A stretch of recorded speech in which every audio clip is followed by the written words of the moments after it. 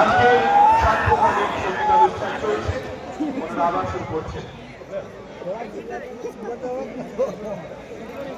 মঞ্চে আগত মিস্টার গীতা ভট্টাচার্য।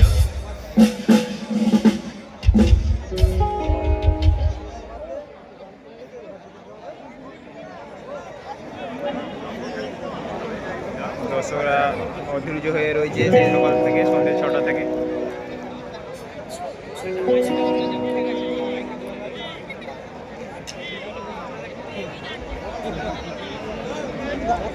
ঠিক আছে।